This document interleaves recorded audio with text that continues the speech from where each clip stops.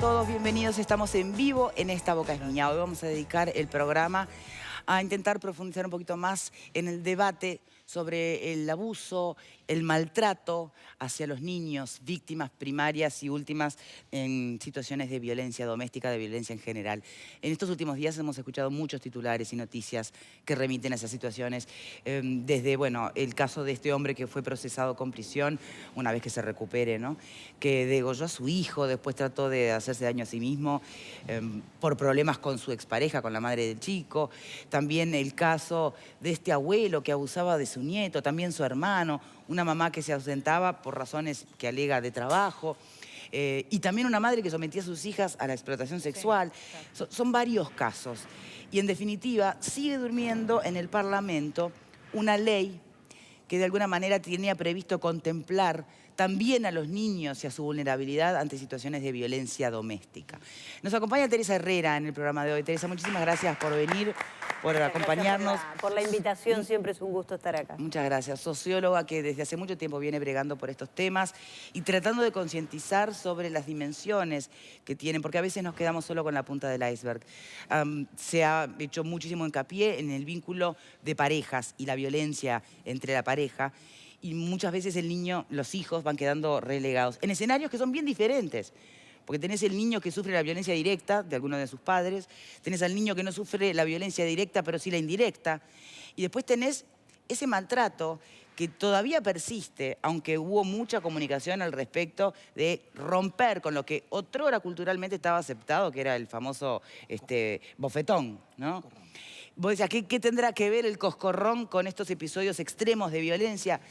No sé si no tiene nada que ver, no sé si en algún punto no hay una naturalización de la que estamos siendo también partícipes, ¿no? Claro, yo no sé si hablar del caso de, por ejemplo, una madre que somete a sus hijas a la explotación sexual, si eso es consecuencia de la sociedad patriarcal. No sé, pero bueno, me parece que tenemos que hablar de estos temas. Tampoco poner a la mujer como la única víctima, no, porque acá todos estamos interpelados en estas situaciones. Teresa, gracias. Una primera reflexión sobre estos temas en general. Una primera reflexión sobre este tema es que nosotros vivimos en un país y en una sociedad, porque esto no es privilegio solo de Uruguay, pero vamos a hablar específicamente de Uruguay, que es lo que nosotros denominamos adultocéntrico. A ver. Es decir, los niños, niñas y adolescentes tienen poco lugar en la toma de decisiones, en la vida cotidiana. Y las veces que tomamos decisiones creyendo que lo hacemos por ellos. Exactamente. Y además, como los niños, niñas y adolescentes no votan... ¿Eso es un mito o es real? Tampoco... ¿No hay políticas públicas por eso? Y bueno, pero en realidad no son un grupo de presión, por lo tanto no pueden de alguna manera presionar por sus derechos. Lo hacen, afortunadamente, entre comillas, a través de lo que son nuestras propias organizaciones, que no solo, a pesar de lo que piensan muchos con estereotipadamente, nuestras organizaciones que integramos la Red Uruguaya contra la Violencia Doméstica y Sexual, no nos dedicamos solo a defender los derechos de las mujeres, nos dedicamos también a defender los derechos de niñas, niños y adolescentes, que en nuestras legislaciones tan vetustas, tan patriarcales, tan de pensar que el buen padre de familia es el que puede tomar la decisión acerca de lo que pasa o de lo que deja de pasar, fijémonos que incluso cuando se abusa a un niño, ¿por qué se procesa a las personas? Se lo procesa por atentado violento al pudor, porque ni siquiera tenemos legislado lo que es el abuso sexual a menores, a niños, niñas y adolescentes. Es decir, estamos atrasadísimos en un montón de temas. Y incluso cuando la producción me convocó para esto, me convocó a través de la campaña que están haciendo las compañeras de Mujeres de Negro, en nombre de todas nosotras, que es interpelar al Parlamento. Nosotros el 8 de marzo, jornada maravillosa, recordemos que en este país la mayor movilización de la democracia se hizo en contra de la violencia hacia las mujeres, niñas, niños y adolescentes. Fuimos previamente de mañana a las organizaciones sociales, al Parlamento, a pedir que se apruebe la ley integral de violencia de género basada en generación. Que no es lo de femicidio. Lo de femicidio fue algo en el medio, un parche. Lo de femicidio es un articulejo, digo articulejo no estoy diciendo, no le estoy restando importancia Sí. a que se tipifique el delito. Lo que estoy diciendo es, Que queda señores corto parlamentarios, ante la realidad. señores y señoras del Parlamento, trabajen. Hace más de un año que tienen una ley de 103 artículos, una ley integral, que prevé, entre otras cosas, si hubieran aprobado la ley, probablemente los niños que están siendo asesinados en represalia porque sus madres los denunciaron, no hubieran sido asesinados. Porque esa ley, entre otras cosas muy importantes, además de la ventanilla única y de otro montón de cosas que vamos a hablar seguramente, prevé que cuando hay un conflicto, un problema de violencia doméstica, haya un grupo interdisciplinario que evalúe si ese agresor está en condiciones de tener régimen de visitas y de estar con sus hijos o no estar. ¿Vos esa pregunta en este momento? Sobre todo me gustaría la opinión masculina, ¿no? ¿Pensás que de verdad una persona que es, pensando en violencia de hombre hacia mujer, aunque también hay casos al revés, pero pensando en el caso de hombre hacia mujer, que Sí, es la pero el mayoría. 98% Sí, por eso la son del mayoría. hombre hacia la Un hombre que es violento física, psicológicamente con su pareja, ¿puede no serlo con sus hijos? ¿Visualizás que puede haber un límite en su cerebro que va a salvaguardar emocionalmente a sus hijos de su tendencia violenta? Me parece que en ese caso la violencia es vivida como tú la describes, es una patología. Y por lo tanto es una patología que se expresa en las diversas manifestaciones de la vida social, con su esposa, con sus hijos, no con el discrimina. vecino, con el compañero de trabajo, va manejando por la calle. En fin, uno ve reacciones de personas violentas manejando o por la calle y se pregunta, ¿pero cómo puede decir esto? Como si fuera un relámpago, una noche serena. Y sin embargo ocurre. ¿Pensás lo mismo? Porque déjame poner algo sobre la mesa. No en vano, un poco el perfil generalizado del violento va acompañado del excelente vecino, del macanudo. O sea, que pueden discriminar. Es que el problema justamente es complejo. Entre otras cosas porque una de las razones hay que encontrarlo en cómo, yo coincido con la perspectiva de Teresa, en la sociedad adultocéntrica y particularmente machista. ¿Qué significa esto? ¿Qué significa? ¿Cómo dirimimos nuestras diferencias y nuestras frustraciones?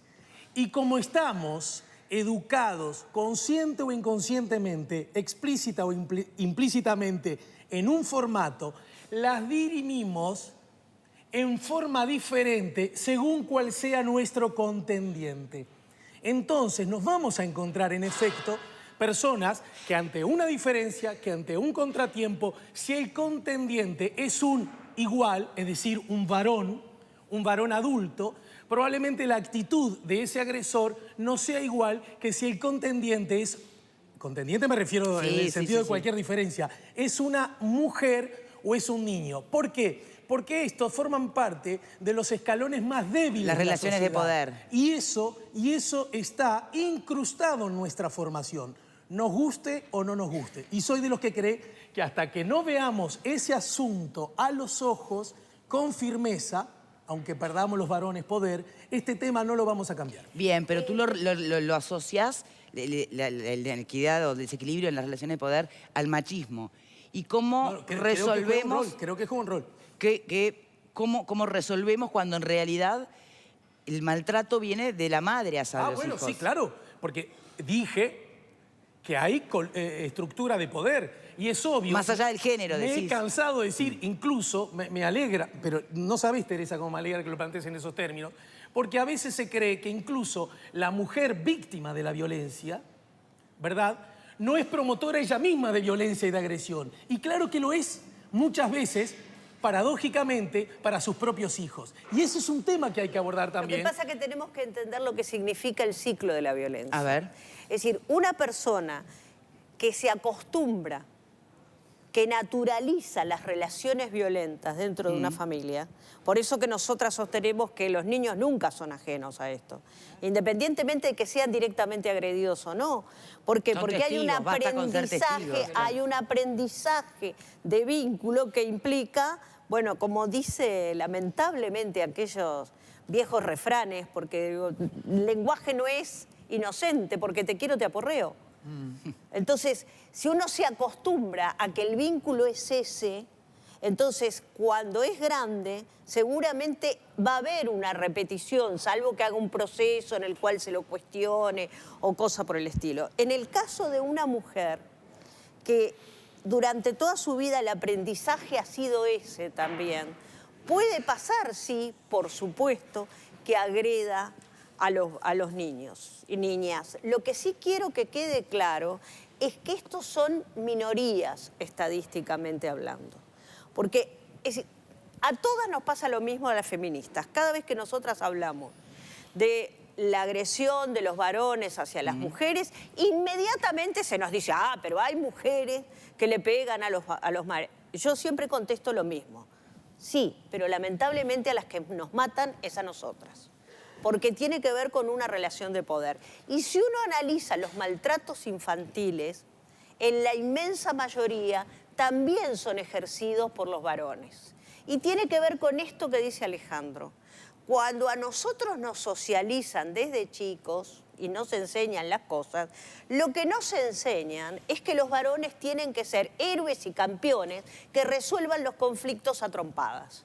Y que no se tienen que dejar llevar por delante, y que tienen que enfrentarse al otro, etc. Y a las nenas nos enseñan que nosotras tenemos que ser princesitas, estar lindas, ser buenas, estar en buenas, atender a las cosas de la casa y eventualmente aceptar de buena manera y de buenas formas cuando somos agredidas. Entonces hay un proceso... ¿Dónde encajamos a las madres que golpean a las maestras? Pues son las madres que van y golpean maestras hoy, no padres. A ver, porque primero vivimos en una sociedad donde los umbrales de violencia están cada vez más bajos y donde en realidad cada vez resolvemos más los conflictos a través de la violencia. Vivimos en una sociedad donde el otro día, sin ir más lejos, en Gran Bretaña un señor se sintió en condiciones de atropellar a islámicos en venganza por lo que hace el Estado Islámico. Entonces, me parece que tampoco tenemos que descontextualizar esto. Vivimos en una sociedad de relaciones violentas, donde las relaciones violentas lamentablemente están muy legitimadas. A ver si te puedo interpretar. No todos los hechos de violencia responden a la misma causa. Exacto. Pero hay una causa bien tangible que remite al machismo, a la sociedad patriarcal, que hay que atender porque es la causa que más víctimas se cobra. Es la causa que más víctimas se cobra. Bien. Es más, nosotros acabamos de ver un trabajo que ha hecho Naciones Unidas, donde en realidad, contrariamente a lo que todo el mundo supone, los costos de la violencia hacia las mujeres, niñas y niños, son el 80 y pico % del costo total de la violencia en el mundo, mucho más que los costos de la guerra. Entonces la gente me puede decir, ¿cómo? ¿Más que el costo del narcotráfico? El costo de la violencia hacia mujeres, niñas y niños es exactamente más del 11% del Producto Bruto de los países. Impresionante ese dato. Digo, y ese costo del 11% es un costo en situaciones de paz. Insisto, si yo lo comparo con lo que pasa en Siria, no, para que es terrible, estamos de pero acuerdo. para que contextualicemos, la violencia entre las personas y ejercida hacia las mujeres, hacia los niños y hacia los niños, es la violencia más generalizada y más costosa en nuestras sociedades. ¿Me permite? Lo digo en términos de costo porque, por supuesto, creo que todos estamos contestes que en términos de derechos humanos es tremendo. Pero está bien, porque hay que ver, a cada persona le entras por lados distintos. A algunos le entras por los costos. Y exactamente. Bueno, a ver, tenemos un móvil en vivo en este momento. Celso Cuadro, ¿cómo estás?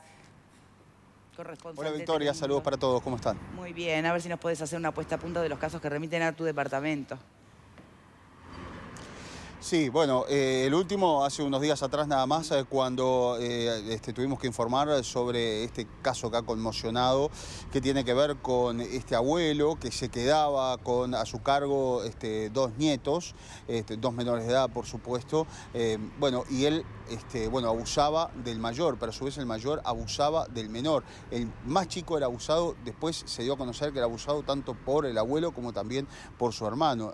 El más chico es el que le cuenta finalmente a la madre y es esta mujer la que hace la denuncia ante la comisaría de la mujer. Es allí donde comienza toda la investigación y después, bueno, la justicia determina que el hombre tiene que ser procesado con prisión por varios delitos vinculados a violación. El menor mayor se le inicia un proceso como menor infractor por atentado violento al pudor y el más chico, bueno, es la víctima de toda esta situación y la madre es procesada sin prisión por omisión inherentes a los deberes de la patria potestad. La justicia entendió que ella tenía que tener responsabilidad. La mujer entendió que ella hizo lo correcto, ella bueno, era una mujer trabajadora, le dejaba a su cargo a su padre los dos hijos, y bueno, finalmente ocurre esto que es realmente muy grave. Pero además, hoy se cumplen 2 meses de la trágica muerte del niño Felipe Romero. Sí, ¿me niño de 8 preguntas años. Antes de ir ahí? Sí. Antes de pasar al otro caso, Sí. Primero, ¿durante cuánto tiempo se dio esa situación de abuso? ¿Se sabe? Y prácticamente un año. Durante un año. El último año fue. ¿Puedo preguntar algo? Sí. Casi, ¿Y el no papá llegó, de esos no llegó a un chicos? año. A ver, decime que yo le transmito por las ¿El dudas. padre de esos Sí. chicos? No, ¿Hay no, padre se de esos escuchaba. chicos? Una mujer separada, ¿no? Desde hace Ajá. mucho tiempo. ¿Y a ella estaba ella a la cargo de sus hijos, procesan y tenía a que él salir no? a trabajar. Pero aparece en A ella la escena... procesan porque ella es la que tiene, la tenencia de los niños. ¿Y? Bien, bien. Pero ¿te consta que haya aparecido en escena el padre o nadie lo convoca? No. Por lo menos No que aparece. nosotros sepamos, no. Sabemos que fueron a declarar ellos. Bien. Qué historia. Los niños, el abuelo y la madre, ¿no? La madre, la versión que da es que ella trabajaba para mantener a los chicos durante historia. varias horas, tenía que dejarlo con alguien de confianza, opta por dejarlo con el padre y bueno, después se da cuenta de toda esta situación cuando el propio menor, el más chico de 7 años, se lo cuenta, ¿verdad? Bien. ¿Era una familia que tenía interacción social o era una familia muy aislada, muy...? No, no aislada, pero modesta, gente de trabajo y demás, ¿no? No un contexto crítico tampoco, ni tampoco... Pero nadie antes había notado nada, ¿no? pasar económico. Nadie había visto ningún signo No. de nada. Bien. No, Bien. por lo menos que nosotros sepamos, nadie había notado absolutamente nada, sino que una buena relación, una excelente relación entre todos, ¿no? Los Excelente vínculos, el relación vínculo entre familiar era todos. normal. Sí. Bien, vamos al otro caso entonces, perdóname, Celso. Al de Felipe. Bueno, y después el otro caso, digo, a ver, de los tantos, ¿no? Porque la verdad que yo desde que estoy acá, desde el 2009, veo cómo va creciendo y eso me ha llamado la atención. Hicimos algún informe en algún momento, conversamos con algunos padres. Hay una zona puntualmente donde, no sé por qué, pero se da muchísimo el tema del abuso, que es en la localidad de San Carlos. Yo no tengo números ni me animo a decir ahora, pero me llegan los partes policiales a diario de lo que han sido los últimos tiempos los abusos. Llegué a hablar con la jueza que ha trabajado en muchos de estos casos y ella también estaba alarmada de la cantidad de casos que se daban de estas características, ¿no? De abusos con niños. ¿Alguna tesis de por qué? ¿Alguna teoría de por qué? Son como esos lugares donde me explicaba, no hay un patrón porque en definitiva es una ciudad que bueno, es una ciudad de gente trabajadora y demás, es en diferentes contextos socioeconómicos, no le han podido encontrar una explicación. Es como aquellas ciudades donde se dan números muy elevados de suicidios. Bueno, me decía, es prácticamente lo mismo y no se explica por qué, pero es alarmante, ya te diría, ¿no? Los números son realmente preocupantes. Y hoy te decía, se cumplen 2 meses del caso Felipe Romero, un caso que lo siguió todo el país, un caso que, bueno, ha conmocionado al Uruguay entero, ese niño que, bueno, muere como consecuencia de lo que fue el ataque de su entrenador de fútbol, que él lo veía como su padre, que la madre no se lo quiso sacar al entrenador de fútbol porque el niño lloraba, porque él le tenía cierto amor como un padre. La madre habla de un padre ausente. La situación está incambiada, dado lo que han sido los retrasos a nivel judicial, No hay mayor información en relación a este caso. Hay citaciones recién para el mes de agosto. Ahí la justicia va a citar a la madre, va a citar al padre y algunos familiares de Sierra, el entrenador de fútbol que a la postre fue quien lo mató al niño. Y bueno, según el médico forense aquí, había ya un abuso que databa de mucho tiempo atrás. La madre, según el testimonio de ella que nos dio en su momento, nunca observó nada extraño, hasta que la psicóloga le dice hay algunas conductas que bueno, no son normales en toda esta situación. Les recuerdo que fue la propia madre que ante ciertos cambios en el niño dijo voy a llevarlo a una consulta, ¿no? Exacto. El niño lloraba, estaba agresivo con su hermana. Ella notó unos cambios en los últimos tiempos, ¿no? En la conducta de Felipe. Lo lleva a la psicóloga y la psicóloga es la que dice que bueno, ella recomienda que tanto el niño como este hombre no estén tanto tiempo juntos, ¿no? Bueno, y allí es cuando es el desenlace final, ¿no? de toda esta trágica historia que ya todos conocemos, ¿no? Pero bueno, la justicia quiere indagar en relación a esto, saber un poco más si es que hay responsabilidad o no, fundamentalmente de la madre, que era quien tenía la tenencia de Felipe. El padre hacía mucho tiempo que no lo veía, pero están esperando los resultados ahora del ITF para establecer fehacientemente si es que Felipe, bueno, en los últimos tiempos había sido abusado o no, y cuál era esa relación y por qué esa madre dejaba tanto tiempo a su propio hijo en manos de un entrenador de fútbol que a la postre lo termina matando. Bien, Celso, muchísimas gracias. De todas maneras, me queda solo pendiente una cosa. Ante esto que tú mismo planteás y que hablaste con la jueza de San Carlos, ¿está previsto investigar razones de por qué se repiten tantos episodios de abuso y maltrato en San Carlos? Bueno, mirá, nos pasó algo extraño. Esto yo recuerdo hace unos 3 años atrás cuando algunos padres se acercaron. Empezó todo por el tema de los famosos cortes y demás de algunos alumnos afuera del liceo. Nosotros hicimos una investigación, llegamos a hablar con algunos de los niños o adolescentes que estaban allí. Y después como que trajeron algunos psicólogos a hablar, porque bueno, todo empezaba por ahí también y se veían algunos... Se veían muchas situaciones que se captaban dentro de los centros de estudio y como que eran alarmas de lo que podía estar pasando en los hogares. Se trajeron profesionales, hicieron algunas movidas y demás, pero no fue más que eso. Quedó por ahí. No fue más que eso y ahora, nada, cada poco tiempo estamos ante una situación de abuso otra vez. Tú cubriste el caso del hombre que degolló a su propio hijo, ¿no? Bueno, también me tocó cubrir este caso y quiero recordarles, ya el año pasado hubo otro similar en Rocha, ¿no? A mí me tocó el de Aguas Dulces también, donde hubo 9. el padre, en esa pelea por la tenencia con la madre de su propio hijo, se lo lleva y lo termina ahorcando y se ahorca él. En este caso, y hace pocas horas lo dábamos cuenta en Telemundo, lo acaban de procesar, el hombre sigue internado aquí y se está recuperando aquí en el Cantegril. Pero bueno, este hombre también con una situación por allí muy especial, con una relación muy especial, se había dejado con su pareja y madre del niño, y él pretendía llevarse el niño a vivir al campo. Sí, pretendía que la madre escuela cercana al lugar donde él consiguiera trabajaba. el pase. Claro, exactamente. Bueno, y eso termina en el desenlace, que es trágico, terrible, donde, bueno, otra vez un menor queda a merced de lo que es la discusión o los problemas de los padres, ¿no? Bueno, ¿queda a merced de la discusión de los padres o queda a merced de un asesino, que justo era el padre? Es otra forma de verlo, ¿no? Exactamente, pero queda rehén de toda una situación que en definitiva es entre mayores y que él no para nada seguramente tiene que ver, ¿no? En este caso este hombre dice que sentía determinada admiración, un amor que bueno, hacía que él quería tenerlo con él y termina, bueno, tomando esta determinación, ¿no? No pretendía compartirlo ni siquiera con la madre. Nosotros estuvimos revisando un poco el perfil de este hombre de 29 años nada más, ¿no? Único hijo.